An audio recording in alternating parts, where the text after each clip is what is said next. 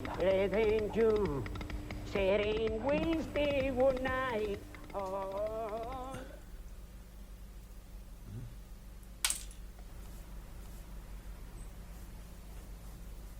¿Qué? No, esos fantoches trajeados estarán disfrutando del frío canadiense gracias a NordVPN. ¿En serio no sabes qué es NordVPN? NordVPN es la VPN más rápida del mercado.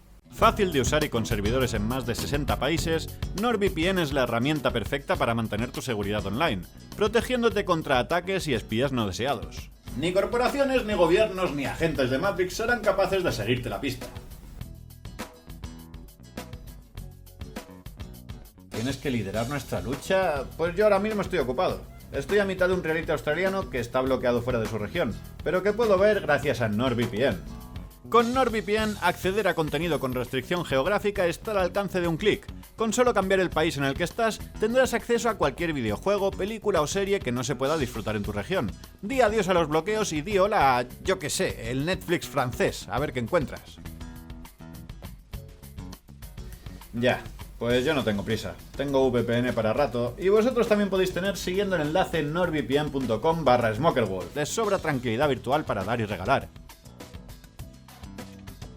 Claro que sí, puedo guiaros a nordvpn.com/smokerwolf.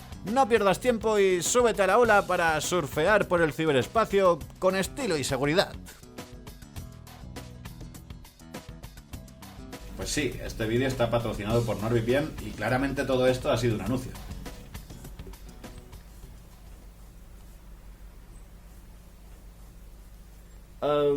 Pues tú eres un personaje nada definido, alguien abstracto de un supuesto mundo real dentro de una ficción publicitaria que parodia una película famosa.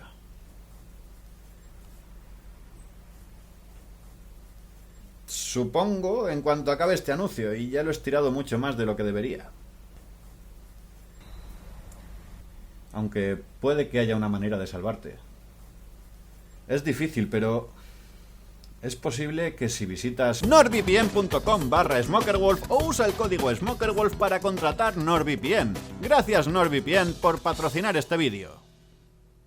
Muy de vez en cuando aparece una película que revoluciona la industria cinematográfica y se convierte en la obra más significativa para toda una generación. Para mi generación, esa película es un film de 1999 llamado Unos peques geniales. Matrix fue quizá la película que más veces vi durante mi adolescencia. En ella todos los elementos parecen estar milimetrados para funcionar en una coreografía perfecta, con la fotografía y los movimientos de cámara sincronizándose con la música y los efectos de sonido, que a su vez acompañan armoniosamente cada diálogo y movimiento de los actores. La trama funciona como la fantasía friki ideal, con un protagonista antisocial lo suficientemente poco definido como para que gran parte del público pueda sentirse identificado con él, al que se le confirma la idea de que el mundo en el que ha vivido hasta ahora es insignificante, y al que acompañan un mentor que le dice que es el elegido y una hembra potente lo quita por sus huesos sin que él haga ningún esfuerzo por conocerla o darle muestras de interés. Se la consideró como una de las obras más influyentes y rompedoras del momento, pero aunque es cierto que durante los siguientes años sería imitada, parodiada o referenciada constantemente, en realidad la mayoría de ideas que presentaba venían claramente de obras anteriores. La lucha contra las máquinas había sido una constante en la ciencia ficción, destacando especialmente en el cine gracias a Terminator y su secuela. Tron ya había presentado un mundo virtual en el que un humano tiene que luchar por su libertad, mientras que durante los 90 tendríamos bastantes películas de ciencia ficción cyberpunk que explorarían cómo los avances tecnológicos y las realidades virtuales afectarían a la naturaleza de la realidad y la identidad, siendo Matrix el punto álgido de esa corriente y no su inicio. La estética y el vestuario con cuero y gafas de sol había ido cogiendo fuerza en los 90 y tenía un precedente obvio en Blade. Las artes marciales con cables venían del cine de acción de Hong Kong, y hasta el tiempo bala, la gran aportación de Matrix en cuanto a efectos especiales, tenía sus precedentes. El sistema para llevarlo a cabo se inventó antes de la creación del cine, cuando colocaron varias cámaras fotográficas a lo largo de un recorrido para fotografiar el galope de un caballo. Ralentizar o congelar la imagen para mostrarla desde diferentes ángulos era común en la animación japonesa, siendo uno de los primeros ejemplos el opening de Speed Racer, y el efecto se había utilizado en vídeos musicales y en publicidad. Hasta algunas escenas concretas parecen estar inspiradas en otras películas. En Total Recall, al protagonista le ofrecen una pastilla roja para despertar del mundo virtual en el que le aseguran que está, y también le vemos sacarse un localizador del cuerpo de forma asquerosa. Y la escena del tiroteo cuando van a rescatar a Morfeo recuerda mucho la entrada en el edificio de la empresa que creará Skynet en Terminator 2. Sin embargo, que pueda rastrear las diferentes fuentes en las que se basaron no quita el hecho de que sigue siendo un peliculón. Puede que no sea tan original y transgresora como muchos pensaron, pero consigue aglutinar todas esas influencias en una película que acaba siendo mejor que las obras en las que se inspira, de manera similar a lo que pasa con el cine de Tarantino. Las artes marciales con cables son propias del cine hongkonés, pero para la mayoría del público resultan demasiado exageradas, mientras que en Matrix se usaban para acentuar momentos de acción concretos, justificando además con la trama el poder romper las leyes de la física. El tiempo bala ya se había usado, pero nunca de forma tan impactante y espectacular. Ya habíamos visto otras películas cyberpunk, pero mientras que ahí siempre veíamos esa estética feísta sobrecargada de cables y máquinas, en Matrix por lo general la estética es más limpia, casi como si tuviésemos una versión Apple del cyberpunk, haciéndolo mucho más atractivo para el público mayoritario. Y mientras que tradicionalmente en la ciencia ficción nos ponen en situación con un cartel explicativo cutre al principio, en Matrix se reservan explicarnos la premisa hasta el segundo acto, consiguiendo que el espectador tenga tanta curiosidad como Neo por saber qué es Matrix, para luego explicárnoslo en una de las mejores escenas de exposición que se han hecho en la historia del cine. Pero para mí, lo que hacía realmente destacar a Matrix era el mensaje. El arquetipo del elegido es una figura que se ha repetido incontables veces, no solo en el cine, sino en la literatura, la mitología y la religión, presentando a un personaje que está predestinado a salvar a los demás. Matrix también nos cuenta esa historia, pero añade la particularidad de que el protagonista descubre que no es el elegido y aún así decide serlo. La película deja cierto espacio a la interpretación, ya que puedes deducir que el oráculo le mintió. Pero yo siempre he preferido interpretar que no había un elegido real, sino que Neo empieza a creer en sí mismo tanto como los demás creen en él y consigue decidir su propio destino.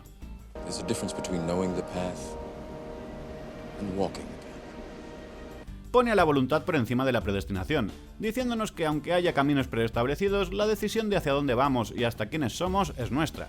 Una visión de la vida que comparto hasta la fecha, quizá en parte gracias a esta película. Pero no todo van a ser alabanzas, Matrix también tenía fallos. Quizá lo que menos funcionaba era la relación entre Trinity y Neo. Surge forzadamente de la nada y la actitud obsesiva de Trinity hacia Neo es algo perturbadora si lo piensas en frío. Luego, desde un punto de vista científico, el sistema energético de las máquinas no tiene sentido, ya que simplemente no es posible extraer más energía de un ser vivo que la que necesitas darle para mantenerlo vivo. Y si eso no fuese un problema, podrían haber usado animales que hubiesen sido mucho más fáciles de controlar, o usar energía nuclear o hidroeléctrica. Vamos, que en vez de buscar una solución eficiente, las máquinas deciden implementar un sistema ineficaz, problemático y ridículamente complejo. Quizá no son tan diferentes a los humanos. Pero la verdad es que ignorar las leyes de la termodinámica es un error que no me molesta para nada. Morfeo comenta algo sobre algún tipo de fusión con la que las máquinas crean energía a partir de los humanos, así que podemos entender que ha simplificado mucho el proceso para que podamos entenderlo. Y al comparar a los humanos con una pila, además de conseguir una potencia visual brutal, crea una metáfora de la esclavitud en una relación codependiente que se puede aplicar a nuestro mundo en muchísimos aspectos, dando pie a cientos de diferentes interpretaciones interesantísimas sobre de qué estaba hablando Matrix en realidad. Después puedo rascar para encontrar algunos fallos muy concretos, como planos específicos, como este es una mierda. O este diálogo. No, Morfeo, ¿cuándo no es más importante? De hecho, no es importante en absoluto. Y hablando de fallos, ¿cómo consigue Cifra negociar con los agentes? Establecen claramente que necesitas operadores en el mundo real para entrar y salir de Matrix desde una nave, así que ¿por dónde entra y sale Cifra? ¿Por un agujero de guión? Aún así, Matrix era una película casi perfecta, así que estaba claro que después de su éxito llegarían las secuelas. Y debido al éxito de la trilogía del Señor de los Anillos, la productora estaba dispuesta a seguir el ejemplo de esa saga y rodar la segunda y la tercera partes a la vez, que luego se estrenarían con meses de diferencia. Tras el estreno de la segunda película, los fans de Matrix todavía intentábamos convencernos a nosotros mismos de que no estaba tan mal, y como era una película no autoconclusiva, quedaba la esperanza de que la tercera elevase la saga. Pero cuando llegó no fue posible seguir negando la realidad. Las secuelas eran pura basura. Aunque inicialmente las Wachowski habían planeado Matrix como una trilogía, la productora no quiso arriesgarse desde el principio, por lo que la primera entrega ya había sido una versión reducida de lo que tenían pensado, añadiendo cualquier escena molona que se les hubiese ocurrido en su vida. Así que al intentar hacer lo mismo en solo 3 años con 2 nuevas películas, lo único que se les ocurrió fue hacerlo todo más exagerado. El problema con eso es que Matrix es la película más cool de la historia. Hasta la forma en la que los trozos de pared explotaban con las balas era especialmente satisfactorio por algún motivo. No se puede molar más, está en el límite de la molonidad, y al cruzar ese límite solo puedes ir hacia el ridículo. El vestuario, que todos queríamos imitar en la primera entrega, ahora daba vergüenza ajena. Neo levita llevando una levita. Los nuevos personajes no tenían ni una décima parte del carisma de los tripulantes caídos en la Nebuchadnezzar. Eran o maniquís sin personalidad sacados de una tienda de moda alternativa o idiotas caricaturescos fingiendo ser genios. Los efectos especiales abusaban tanto del CGI que este podría haberse unido al movimiento Me Too. Los diálogos eran tan poco naturales, grandilocuentes y vacíos que parecían discursos para mítines políticos. La trama era confusa, a veces por rebuscada y otras por estúpida.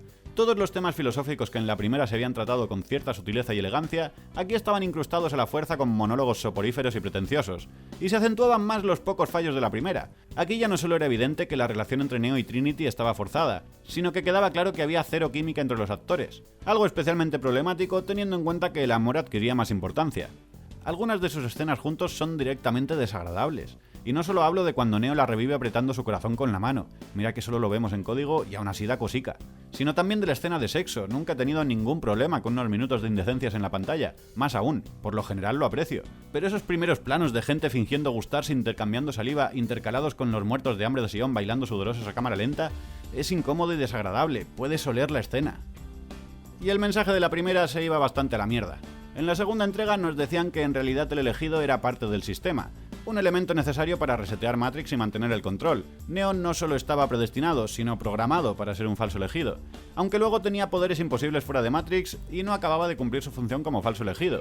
Así que acababa siendo el auténtico elegido, creo, sacrificándose como buen mesías para liberar a la humanidad, creo. La verdad no estaba del todo claro y cuando llegabas al final ya no te importaba.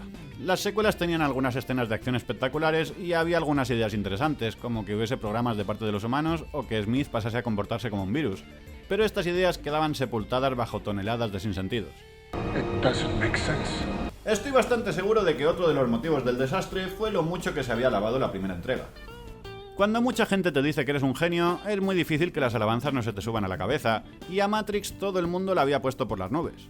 A movie this smart, it's almost a miracle that it got made, because it is so smart. Junta ese exceso de confianza con intentar estar a la altura de un hito en la cultura popular y tienes el fracaso casi asegurado. Fracaso creativo, porque económicamente el hype que tenían gracias a la primera entrega garantizaba que las secuelas fuesen un éxito en taquilla, y en DVD, ya que sus extensos making-ofs al estilo del Señor de los Anillos hicieron que la trilogía completa se convirtiese en un regalo típico que hacerle en Navidades a alguien que le gustase Matrix. Yo ya tenía mi copia en VHS de la primera, pero por supuesto también me regalaron esto. Claro que después le dejé la primera película a alguien y no me la devolvió, así que ahora tengo una caja de cartón llena de basura, puta mierda. ¿Pero eran estas secuelas un error debido a la presión de intentar hacer algo demasiado ambicioso? ¿O es que Matrix había sido una magnífica excepción en la carrera de dos cineastas de dudoso talento? Antes de Matrix, las Wachowski habían participado en solo 2 películas. Su primer trabajo hollywoodiense fue el guión de la película Assassins, película de acción donde vemos escenas tan trepidantes como Stallone hablando por un chat. Claro que ese fue uno de los pocos casos en los que no dirigieron el film. El guión sufrió cambios y renegaron del resultado final, intentando borrar su nombre de los créditos, así que no la tendremos demasiado en cuenta. Su debut en la dirección llegaría el 96 con Bound, que no funcionó especialmente bien en taquilla, pero consiguió cierto prestigio por tratar la homosexualidad femenina y ser importante socialmente, sobre todo para los pajilleros de 13 años. Visualmente tiene momentos interesantes, pero la trama se acaba haciendo bastante pesada.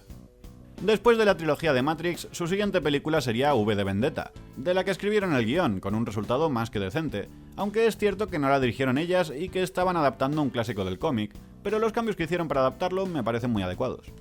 Después llegaría Speed Racer, que adaptaba un anime de los 60 sobre un piloto de carreras con un supercoche y un mono. Serie que tuvo éxito mundial porque en esa época había menos series de dibujos, cualquier mierda colaba, imagino. Cuando era pequeño todavía ponían reposiciones en algún canal, pero no recuerdo ningún capítulo concreto, cosa que no es muy buena señal. Solo recuerdo que en cada capítulo surgía algún problema que siempre se solucionaba usando unas patitas ridículas que hacían saltar el coche. Precisamente por ser una serie antigua sobre un piloto, era una buena candidata para hacer una buena adaptación.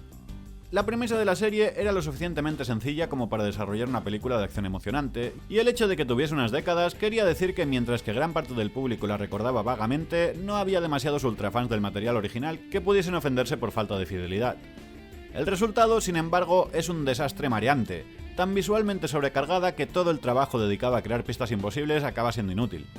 Algo que también pasa en el aspecto narrativo, que intentando ser complejo y ambicioso solo consigue ser confuso y pretencioso. La estética es una mezcla entre la senda arcoiris del Mario Kart y Spy Kids 3D. Es uno de los mayores horrores visuales de la era digital del cine. En Cloud Atlas, su siguiente película, Conseguirían un buen resultado visual, pero un caos narrativo sumergido en un rollo filosófico espiritual insustancial, cayendo de nuevo en el ridículo pretencioso. La premisa era curiosa, siguiendo diferentes personajes reencarnados a lo largo de 500 años.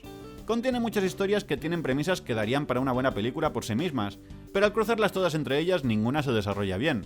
La mezcla es un pastiche confuso y pesadamente interminable, donde además la conexión es más espiritual que literal, ya que unas tramas no afectan a otras, y empezamos a ver una actitud engreída por parte de las Wachowskis hacia las críticas que recibía su cine. What is a critic but one who reads quickly, arrogantly, but never wisely? Seguirían con el rollo de la gente conectada espiritualmente en Sense8, su primera incursión en la televisión, una serie pretenciosa, innecesariamente complicada y olvidable. Tan olvidable que vi la primera temporada entera en su momento y me había olvidado casi completamente de la trama y los personajes. En los años 10 ya no parecían quedar muchos defensores del cine de las Wachowski, y quizá por eso su siguiente película, Jupiter Ascending, dejaba de lado las pretensiones para hacer una película de ciencia ficción adolescente tan rebuscada y absurda que parece la adaptación de una mala saga de literatura juvenil. Es terrible, pero al menos al no fingir que están haciendo algo profundo, acaba teniendo su gracia. Es como una especie de parodia inintencionada donde se mezclan vampiros, hombres lobo, aventuras espaciales, estratagemas políticas y una plebeya que descubre ser una princesa. Parece que intentaron hacer su propio Twilight o los Juegos del Hambre, pero no consiguieron capturar lo que sea que haga funcionar esas películas para su público, por lo que no consiguieron atraerlo lo suficiente como para recuperar siquiera la inversión de los estudios. Cloud Atlas consiguió sacar algo de beneficio gracias al mercado internacional, pero tanto Speed Racer como Jupiter Ascending fueron fracasos en taquilla, y con proyectos tan ambiciosos, las pérdidas para la productora superaban en cada caso los 20 millones de dólares. El legado del éxito de Matrix les había dado mucha manga ancha a las hermanas, pero con fracasos de este calibre llega un momento en el que nadie es lo suficientemente idiota para seguir financiándote, así que finalmente las Wachowski recurrieron al único producto que pudiese ser apetecible para los grandes estudios, otra secuela de Matrix. Así que Matrix Resurrections no solo tiene el objetivo de resucitar la saga de Matrix, sino también la carrera de las Wachowskis. Bueno, la de Lana Wachowski. Lily ya pasa de superproducciones y escribe en los guiones de la serie Work in Progress, una de esas comedias que no intenta ser graciosa. ¿Conseguiría Lana Wachowski estar a la altura de la Matrix original? ¿O confirmaría que su cine lo único que tiene de profundo es el pozo sin fondo donde acaba el dinero de los inversores?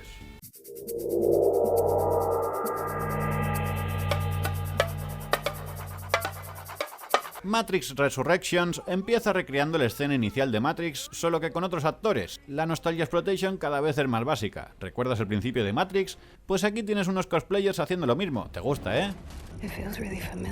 Y hasta tiene los mismos diálogos. Bringing her down now. No, Lieutenant, your men are already dead. Pero eso sí, esta vez hay dos nuevos personajes observando la acción. Son como nosotros. Y esta vez la nueva Trinity, Quadrinity, es capturada por los agentes de Matrix, al igual que Bugs, la chica del pelo azul, aunque esta escapa fácilmente de varios agentes armados. El sistema ya no es lo que era. Pero todo tiene una explicación, que nos da cuando se encuentra un agente que resulta ser el nuevo Morfeo, al que llamaremos Lesfeo. Resulta que se han infiltrado en un modal. What's a modal? It's a simulation used to evolve programs. Así que no estamos exactamente dentro de Matrix, sino de una simulación de Matrix. Y Lesfeo es un programa que un día mirándose el espejo descubrió ser un gurú con una misión, la verdadera historia de origen de la mayoría de gurús. Bugs le da a Lesfeo la pastilla roja, que le hace pillarse un colocón cutre, pero se le pasa poniéndose unas gafas de sol horribles. Los agentes les persiguen, juegan un poco con la gravedad al estilo Nolan, se lanzan al vacío y salimos de la simulación que estaba llevando a cabo Neo. Neo, ahora de nuevo el señor Anderson, no recuerda nada de su vida como Neo, no sabe que es el Mesías, ni el elegido, ni que está muerto, sino que en esta vida ha creado un videojuego, bueno, 3 de hecho, en el que los jugadores siguen la historia de la trilogía original de las pelis de Matrix. Pero lejos de las vidas de sexo y desenfreno típicas de los programadores de videojuegos, la vida del señor Anderson es bastante triste.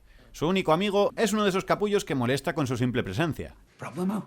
Está secretamente enamorado de una mujer literalmente casada con Chad. This is my husband, Chad. Su jefe es un agente Smith guaperas, el agente Smint, que le dice que está obligado a sacar una secuela para su videojuego rompiendo lo poco que queda de la cuarta pared. I'm sure you can understand why our beloved parent company Warner Brothers has decided to make a sequel to the trilogy. What? Y su terapeuta es un manipulador que le hace creer que está loco por conservar algo de sus recuerdos reales. Vemos una recreación de cómo intentaron tener ideas para esta secuela. Matrix is mind-born. Philosophy and shiny, type BBC. Yeah. Y por fin Neo se atreve a tener una conversación con Trinity, que le cuenta que fantasea con apalizar a su marido. Hard enough to break his jaw off. Lesfeo le ofrece la pastilla roja a Neo, que está seguro de que se le ha ido la olla, aunque empieza a tener sus dudas cuando el agente Smint empieza a dispararle. Ve a un gato negro, como en la primera peli. Parece que se va a llevar un balazo, pero aparece en la consulta de su terapeuta, que tiene un gato negro llamado Déjà Vu. Neo está a punto de volar o morir en el intento, pero le salva a Bugs, que le dice que cambió su vida por mirarla una vez, aunque no era él, pero sí era él, y se intentó suicidar. And you never fell. Así que ahora ella es el conejo blanco que tiene que seguir para salir de Matrix. So smart. Lesfeo les espera en un teatro abandonado donde están proyectando la primera peli de Matrix. This is footage from your game. No, eso no es un videojuego, es la primera peli literalmente. Neo descubre que los demás le ven con otro aspecto, que han pasado 60 años desde la última peli y por fin se toma la pastilla roja, lo de verse viejo le ha convencido para pirarse. Ahora para salir hay que hacerlo a través de un espejo en lugar de buscar un teléfono fijo, porque en la primera peli tocaba un espejo, ¿te acuerdas? Empieza un tiroteo y tienen que huir a un tren, donde les ataca gente poseída por bots, los nuevos agentes. Pero por fin Neo consigue salir al mundo real, donde ve a Trinity. Ya en la nave de la Resistencia, Neo tiene mono de realidad virtual, excusa perfecta para conectarla a los programas de simulación de la nave, donde Lesfeo insiste en luchar en un tatami como el de la primera peli. Y acaban consiguiendo cargarse la máquina, a tomar por culo la Play. Bugs le presenta a los tripulantes de la nave, entre los que hay varias máquinas, They are sentients. It's a word they prefer to machines. ya que algunas máquinas están ahora del lado de los humanos, y Lesfeo también puede manifestarse en este plano gracias a unas bolitas mágicas, ¿por qué no? Podía pasar. Visitan la nueva Sion, Io, igual de asquerosa que su predecesora, aunque ahora tienen fresas. Y Neo se reencuentra con Niobe, uno de esos personajes olvidables de las secuelas, que ahora es vieja y está al mando del mundo libre, donde algunos humanos y máquinas conviven en armonía. Encierran a Neo mientras intentan descubrir por qué está vivo, pero escapa inmediatamente para ir a rescatar a Trinity con la nave de rebeldes. De vuelta en Matrix se encuentran con el agente Smint, acompañado de programas que todos echamos de menos, como Merovingio. Y todos se tirotean un poco y se dan de hostias mientras Merovingio interrumpe la acción con comentarios de mierda. Neo y Smint se separan de los demás para recordar viejos tiempos, y Neo empieza a recuperar sus poderes. Encuentran a Trinity y Neo le da un discursito amoroso, pero se lo chafa a su terapeuta, que es el malo malote que ha montado todo este tinglado. Resulta que el terapeuta, llamado el analista, decidió resucitar a Neo tras su muerte para experimentar con él, al único humano capaz de vencer a las máquinas, al elegido. Lo resucita. Se pasa años intentando revivirlo, We worked for years. pero se da cuenta de que Neo no era el único elegido, Trinity también era especial, así que también la resucita. Mira si era especial que su cadáver no se ha podrido en años. Descubre que si tiene a Neo y Trinity cerca pero sin llegar a tocarse, la gente produce más energía y no se rebelan, así que les manipula usando sus sentimientos. The key to it all? You. And her. Quietly yearning for what you don't have, while dreading losing what you do. So smart. El analista además puede controlar el tiempo, ralentizarlo y hasta tirarlo para atrás. Tiene el mando de Funny Games. Así que después de dejarle claro que es Dios, le sugiere que vuelva y le deja irse. Pero al menos mata a los otros rebeldes, ¿no? En el mundo físico, los ioitas les han encontrado, así que vuelven a la ciudad para que una vieja les eche la bronca. Lo lógico sería encarcelarlos a todos por ayudar a Neo a fugarse, pero no hay tiempo para eso porque toca otro reencuentro que hará las delicias de los fans. Habla con una chica que es la niña esa de la estación de tren mágica del principio de la tercera peli. Sí, la niña esa que era un programa... Sati. Eso, Sati, un personaje mítico. ¿Quién no la echaba de menos? Morfeo muere fuera de escena igual que hicieron con Tank en su momento, pero Sati ha vuelto, ¿eh? ¿Cómo os gusta a los fans esta puta mierda, eh? Os la coméis a dos manos esta basura nostálgica, ¿eh? So smart. La chavala le dice que su padre fue el cabrón que le resucitó, que sabía todo este tiempo que estaban en Matrix pero no se lo había dicho a nadie. Qué joya de personaje. Y que si no vuelve a Matrix harán un reset del sistema y matarán a Trinity. Pero ¿cómo coño sabe todo esto? Niobe, arresta a esta puta espía que claramente está en el bando de las máquinas. A Matrix que se van otra vez para salvar a Trinity, otra vez. Pero ahora tienen un plan, antes iban a lo loco. Esta vez las máquinas buenas les ayudan a encontrar el cuerpo de Trinity y a sacarla sin desconectarla de Matrix. No preguntéis cómo, es complicado. Y mientras, Neo le ofrece un trato al analista. Si le deja hablar con ella y decide quedarse, Neo volverá a enchufarse la maquinaria voluntariamente. I like tests. Trinity acude a un bar en medio de la noche a tener una conversación íntima rodeada de desconocidos armados, aunque lo único que le sorprende es que su marido y sus hijos aparezcan por ahí. Recobra la memoria y le da una paliza a su marido, que le tenía ganas.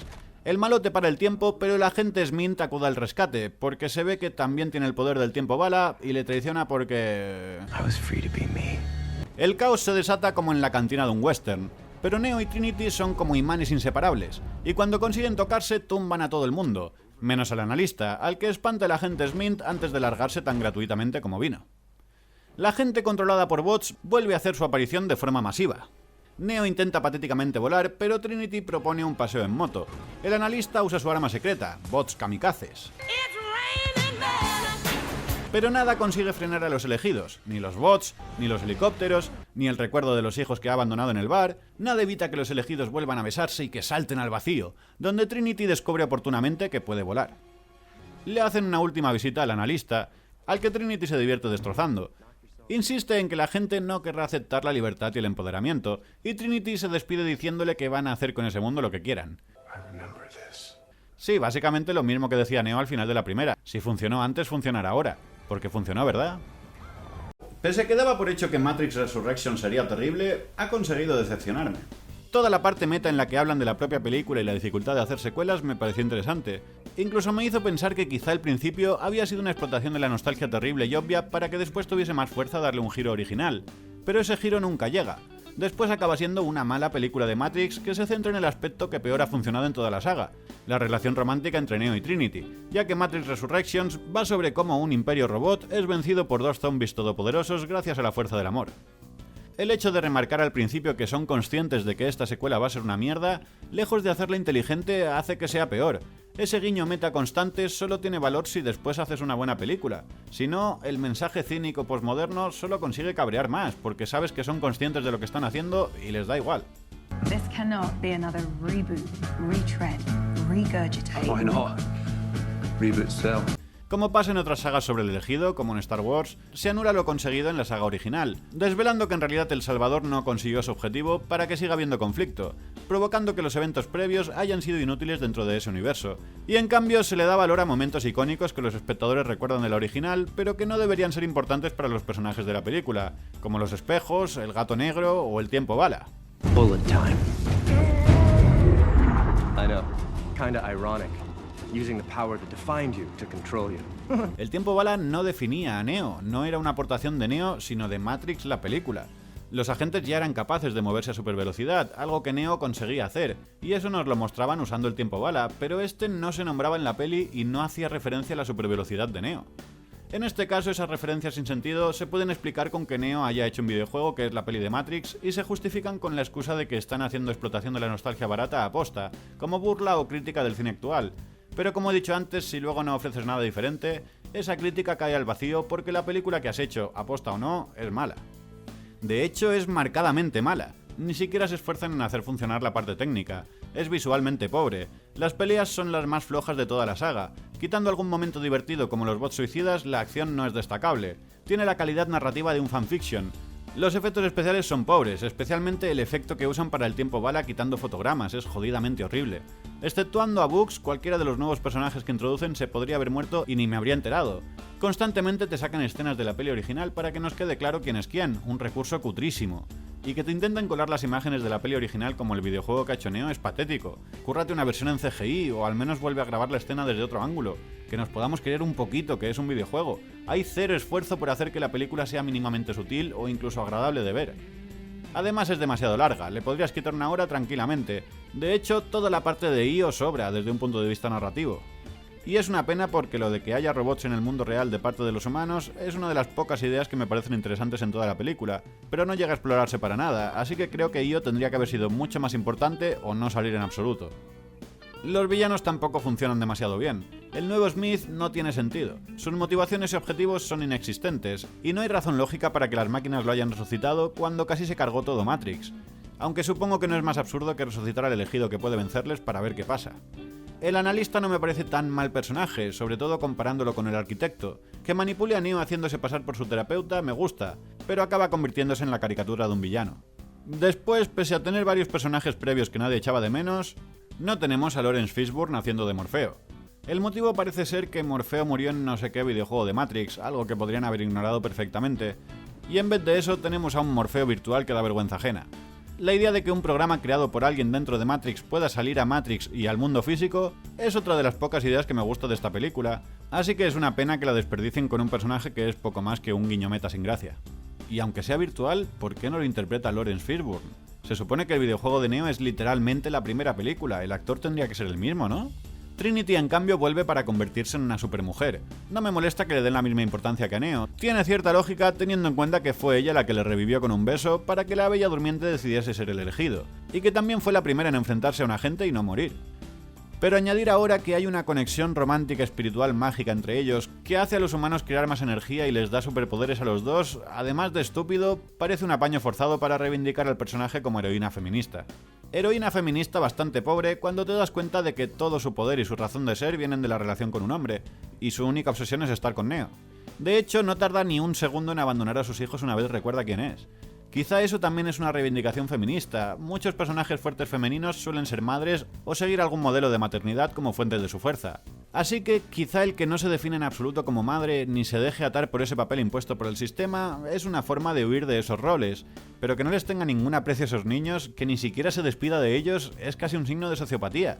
Por mucho que sean programas, lleva años viviendo con ellos y sabe que son reales, ya que en este universo hemos establecido que un programa es tan consciente de sí mismo como un humano, y también sabe que con toda seguridad van a morir si ella desaparece y les deja sin una función que cumplir. En fin, hay personajes de videojuegos a los que les tengo más apego de lo que ella parece tener por los que lleva años pensando que son sus hijos. Personalmente hubiese preferido que no saliesen ni Trinity ni Neo, no solo porque estaban muertos, sino porque el universo de Matrix permite contar muchísimas historias interesantes, pero la suya ya estaba contada. Una buena opción hubiese sido seguir el modelo de los Animatrix, la única producción audiovisual decente después de la película original, y contarnos una historia completamente nueva en ese mundo. También había muchas posibilidades de contar historias interesantes mostrando la paz entre máquinas y humanos que se suponía que se había conseguido. Sería cojonudo ver las consecuencias de esa paz, ya que de repente tendrías mucha gente descubriendo la verdad y saliendo de Matrix, pero claramente muchos de ellos habrían tenido la misma reacción de Cifra y habrían querido volver. El punto de vista de Cifra es tristemente olvidado después de la primera entrega, y es una pena porque da mucho juego en una secuela, ya que podría ser la clave para la coexistencia entre máquinas y humanos, que en realidad en este punto se necesitan mutuamente para tener una supervivencia mínimamente agradable. Además de poner en duda la importancia de la realidad, ya que si la mayoría de la población interactúa dentro de un mundo virtual, ¿de verdad se puede considerar que el mundo real es el mundo físico? Incluso podrías tener servidores con gente que sabe que Matrix es virtual pero que aún así prefiere vivir ahí. Tendrías gente con superpoderes, gente con avatares locos, gente creando virus, y hasta podrías recuperar a Neo, Trinity y Morfeo haciendo que la gente crease skins o bots basados en sus héroes, pudiendo así explotar la nostalgia sin necesidad de contar la misma revolución. También hubiese estado bien que en alguna de las secuelas se pusiese en duda la moralidad de los salvadores de la humanidad, que no tienen ningún problema matando gente dentro de Matrix, ya sea cuando acaban con un agente como cuando provocan daños colaterales propios de una zona de guerra. Algo que hacen además en un intento por destruir un sistema que es lo único que puede mantener viva a la mayoría de la población, ya que ésta difícilmente podría sobrevivir en un mundo de cielos perpetuamente nublados donde la única ciudad habitable tiene que estar cerca del centro de la Tierra. En la saga original, Neo, Morfeo y Trinity son, a efectos prácticos, terroristas intentando acabar con un sistema que la mayoría de la gente preferiría si tuviese toda la información. Un punto de vista que también hubiese sido interesante explorar. Había muchos caminos como para quedarse en la autoparodia meta mal hecha. Para cualquiera que haya seguido la carrera de las Wachowskis, que la película sea una mierda no es ninguna sorpresa. La mayoría de sus obras son largas, pesadas, narrativamente caóticas, visualmente sobrecargadas, pretendidamente profundas y pseudofilosóficas, intentando abarcar tanto que todo pierde su valor por pura saturación, gastando millones de dólares una y otra vez en películas que casi todo el mundo odia. Con Matrix, ya fuese por la influencia de algún productor, la intervención de los estudios o las propias Wachowski, consiguieron enfocarse en una muy buena idea y se marcaron un George Lucas en toda regla. Regurgitar obras previas en una historia inspiradora que funciona y aprovechar los mejores efectos especiales de la época para suponer un avance a nivel técnico innegable. El hecho de que el guión de V de Vendetta sea suyo es lo único que me hace pensar que quizá podrían sacar algo interesante si colaboran con la gente adecuada, pero a estas alturas que una película esté guionizada y dirigida por las Wachowskis es casi una garantía de fracaso. Si a eso le sumas que las secuelas ya habían espantado a muchos de los fans de Matrix, y que a diferencia de otras franquicias nostálgicas no son películas familiares que los fans de antaño vayan a ir a ver con sus hijos, el fracaso de esta nueva entrega, que también ha sido económico, era algo previsible.